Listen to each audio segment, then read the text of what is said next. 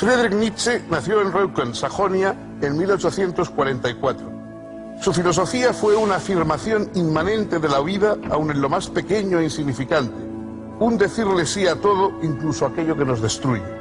Nietzsche ha tenido una influencia enorme en la filosofía alemana y francesa del siglo XX. Ha cerrado la historia de la metafísica europea y ha anunciado el destino de los próximos siglos, la difícil tarea de la superación del nihilismo. ¿Qué tal, amigas, amigos? Bienvenidos a este espacio de historia de la filosofía. Hay algunos filósofos que han sido profesores de filosofía, aunque la mayoría de los grandes filósofos no lo fueron de modo ordinario, pero ha habido grandes filósofos profesores, como desde Santo Tomás de Aquino a Hegel, y en fin, y en nuestra época, pues probablemente la mayoría de los filósofos son de un modo o de otro profesores. Pero ha habido un tipo de pensador que no ha sido un filósofo académico, que no tiene una obra docente, que se ha dedicado a escribir obras que no son fáciles de leer desde el punto de vista filosófico, que quizás son más fáciles a veces comprender como literarias, como expresiones literarias, etc. Entre ellos, uno de esos pensadores destacados que la academia ha tardado en reconocer como filósofo es Friedrich Nietzsche. Nietzsche se dedicó en primer lugar a la filología. Él estudió filología y fue un joven destacado, discípulo de algunos de los filólogos más importantes de su época, pero cada vez más fue tendiendo a hacer una forma de pensamiento personal que a partir de Grecia, a partir del mundo antiguo, recuperase una serie de expresiones de un ser humano que venciese las cadenas del cristianismo, de la religión, del humanismo positivista del siglo XIX, etc. Nietzsche es un discípulo, por decirlo de algún modo, un seguidor de la obra de Schopenhauer. De Schopenhauer toma esa imagen del cosmos como una voluntad que lucha por desear, por extenderse, que arrolla todo a su paso y que no surge de una razón organizadora, sino más bien de un impulso ciego. Pero, a diferencia de Schopenhauer, que ve esto como una fuente de dolor y como una fuente de sufrimiento, Nietzsche lo mira desde un ángulo trágico. Es decir, sí, hay sufrimiento, pero también hay una profunda alegría, una profunda exaltación. El propio Schopenhauer, en un momento del mundo como voluntad y como representación, dijo: quizá haya alguien que un día esto que a mí me parece angustioso, esta idea de que todo da vueltas, de que vuelve siempre los mismos deseos, los mismos pensamientos, la misma insatisfacción, quizá esto él sea capaz de verlo como algo afirmativo, necesario, positivo, incluso alegre. Bien, pues esa persona que cumple esa profecía de Schopenhauer es Nietzsche. Él vio ese mundo que regresa, ese girar de los eones, de los deseos, de los impulsos humanos, todo ese cosmos que gira, él lo vio como algo positivo, como algo de lo que podemos ir obteniendo una superación y una exaltación personal, hasta pasar del estadio humano a algo superior, a algo más alto que lo humano, que él llamó superhombre. Huérfano de padre desde los 5 años, Friedrich Nietzsche se crió con su abuela, su madre, su hermana y 2 tías. Estudió en el Gymnasium de Naumberg y luego en el famoso internado de Pforta. De aquellos años juveniles datan las primeras evidencias de su precaria salud. Más tarde, profundizó sus estudios de filología en la Universidad de Berlín y en la de Leipzig. Allí conoció, un poco por casualidad, la obra de Schopenhauer, que lo fascinó.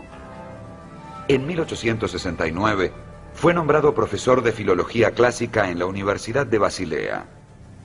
Al estallar la guerra franco-prusiana, se incorporó como enfermero al ejército alemán, aunque sus habituales problemas de salud le impusieron el regreso a tareas académicas.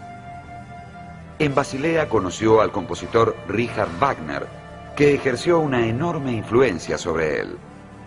Nietzsche entendía que Wagner representaba la renovación de la cultura alemana. No es extraño, por eso, que la primera obra del filósofo, El origen de la tragedia en el espíritu de la música, tuviera la intención de justificar las concepciones dramáticas wagnerianas. Esta obra constituye, junto con la inmediatamente posterior, Consideraciones intempestivas, la primera etapa del desarrollo de la filosofía nietzscheana. Significó el fin de la carrera de Nietzsche como filólogo clásico. Y es que los colegas de Nietzsche no supieron comprender que el análisis que presentaba no era en modo alguno filológico, sino netamente filosófico.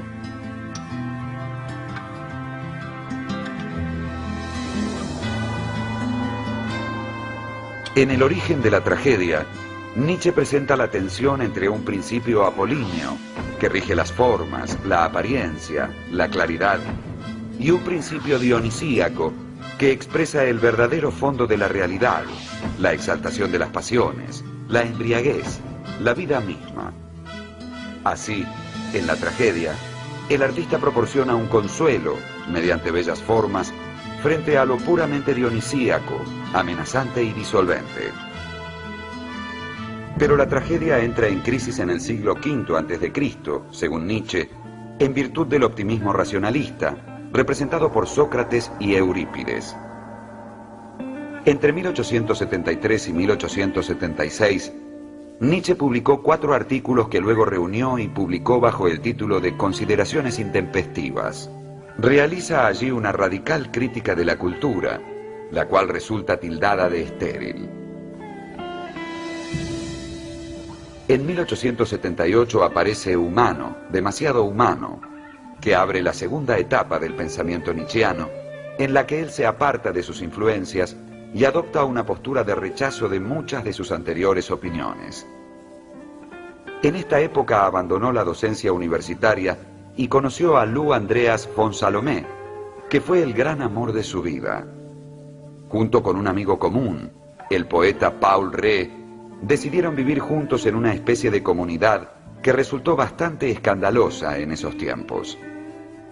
En 1881, Nietzsche publicó Aurora y un año más tarde, La Gaya Ciencia, obra que anunció la que sería la tercera etapa de la filosofía nietzscheana, una etapa ya no simplemente crítica, sino fuertemente afirmativa, la etapa de Así habló Zaratustra. Uno de los aspectos más polémicos y, por supuesto, más sugestivos de la obra de Nietzsche es lo que escribió sobre el tema de la moral. Una especie, diríamos, de psicología y genealogía, por utilizar su propia palabra, de la moral. Para él, las ideas cristianas, es decir, esas ideas de que los débiles llegarán al cielo, de que la fuerza, la arrogancia, etcétera, son cosas negativas, de que debemos ser humildes, debemos apoyar a los más pequeños, etcétera, todo eso le parece a él que es una trama que han ido inventando para, como una especie de legitimación de su resentimiento con toda la fuerza, los débiles, los enfermos, los incapaces, que han generado, que han ido segregando un pensamiento compensatorio, diciendo que los que triunfan, que los más fuertes, que los más arrogantes, que los más brillantes son malos, son una especie de satanes, etc. Y entonces este pensamiento anticristiano, que recupera un pensamiento más bien pagano, de decir, bueno, lo importante es que haya, no solo que la masa viva bien, sino que haya individuos superiores, que haya individuos que vayan alcanzando lo mejor, la excelencia, la dureza espiritual, el arrojo, que vayan mirando las cosas tal como son, sin complacencias ni compasiones tampoco. Este planteamiento, que Por supuesto, Nietzsche lo coloca más bien en el terreno más espiritual que en el terreno del mundo del poder, de la economía, pero por supuesto da origen a unas repercusiones que a nosotros nos suena, esa idea de la arrogancia, de la fuerza, de la imposición, pues nos suena a lo que fueron luego los nazismos y los fascismos europeos, sobre todo cuando la obra de Nietzsche hizo toda su obra en un periodo de tiempo muy breve, luego perdió la razón y vivió una serie de años, pero ya sin reconocer y sin poder escribir. La obra de Nietzsche cayó en manos de su hermana, y su hermana sí que de alguna forma le dio a todo un sesgo pro-nazi, hasta tal punto de que pues, Hitler visitó la casa museo de Nietzsche, etc. Por supuesto sería injusto decir que Nietzsche es algo así como un protonazi, porque su obra, por ejemplo, él era profundamente contrario al antisemitismo, etc. Y bueno, su obra discrepa en muchos casos y en muchos puntos fundamentales de lo que luego fue el nazismo. Pero es verdad que hay algo de peligroso, algo de una ruptura excesivamente arriesgada en esa trasvaloración de la moral, esa trasvaloración de los valores que quiere poner encima lo que durante muchos siglos ha estado abajo, que quiere recuperar la fuerza y la insolidaridad individual frente al mundo de armonías y de consuelos y apoyos a los débiles, que ha sido siempre el planteamiento moral habitual. Es una apuesta arriesgada y como tal tiene efectos a lo largo del tiempo también discutibles. Entre 1883 y 1885, Nietzsche publicó Así habló Zaratustra. Sus trabajos previos lo habían llevado a la denuncia del agotamiento de la civilización europea judeo-cristiana, agotamiento que se resumía en la expresión Dios ha muerto, planteada en el libro tercero de la Gaia Ciencia. El descubrimiento de la muerte de Dios, según Nietzsche, nos pone frente al fenómeno del nihilismo.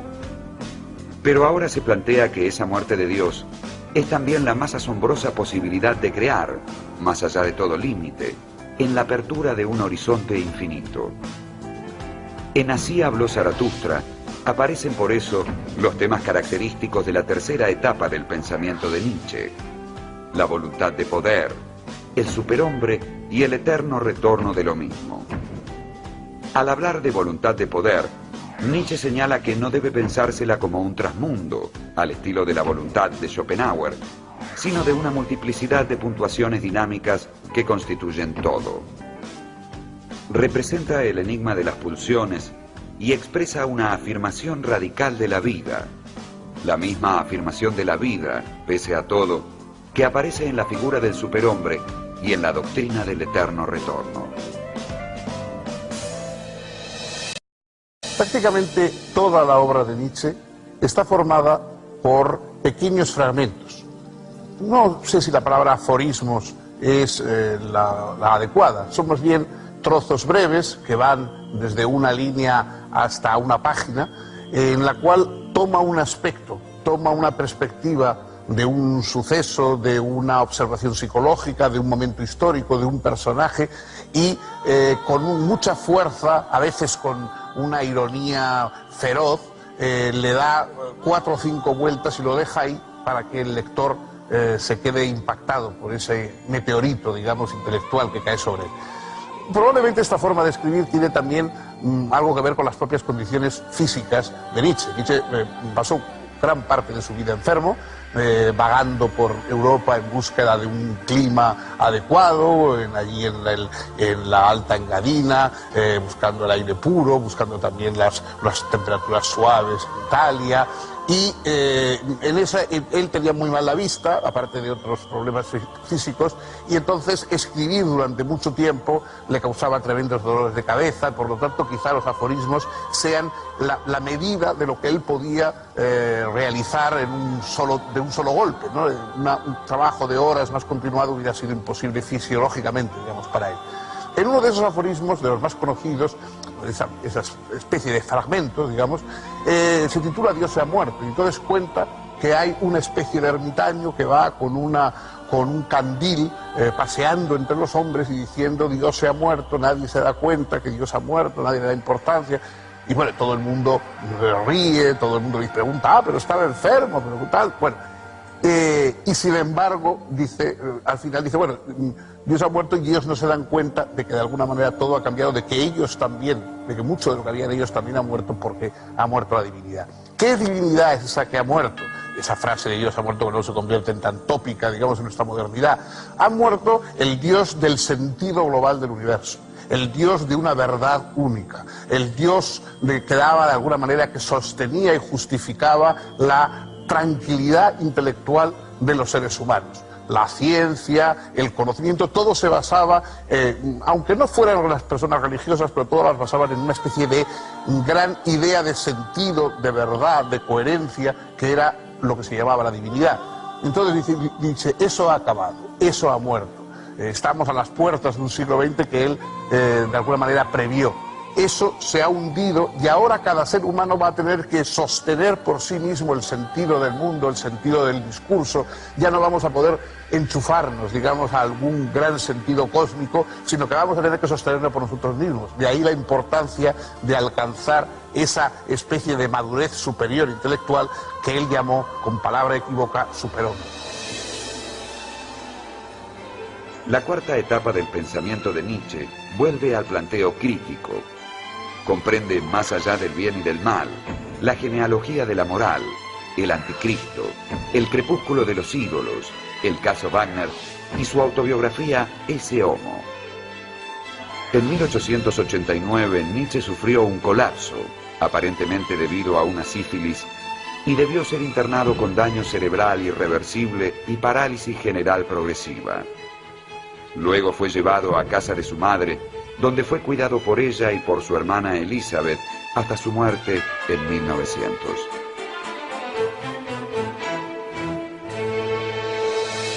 En su tiempo, Friedrich Nietzsche fue prácticamente desconocido. Muchas de sus obras fueron editadas a cuenta propia, él mismo tuvo que costeárselas. De hecho, cuentan que una de sus piezas más célebres, Así hablaba Zaratustra, lo hizo en 30 o 40 o 50 ejemplares, no recuerdo cuánto. Él intentó regalarlo a los amigos y encontró que no tenía gente suficiente, que no conocía gente suficiente para regalarle el libro. Hasta ese punto, digamos, sus ediciones y sus ventas eran mínimas, era prácticamente un filósofo clandestino. Sin embargo, ya en los últimos años, cuando él aún vivía pero estaba sumido en la locura y retirado, ya empezó a crecer su prestigio. Fundamentalmente no en la academia, que siempre más bien lo rechazó, sino entre poetas, entre artistas, entre novelistas, etc. A comienzos del siglo pasado ya había una verdadera pléyade de autores que se reconocían particularmente en Nietzsche. Y eso ha ido aumentando a lo largo de todo el siglo XX. Ningún autor ha sido recuperado con tanta fuerza y celebrado con más o menos acierto como Nietzsche.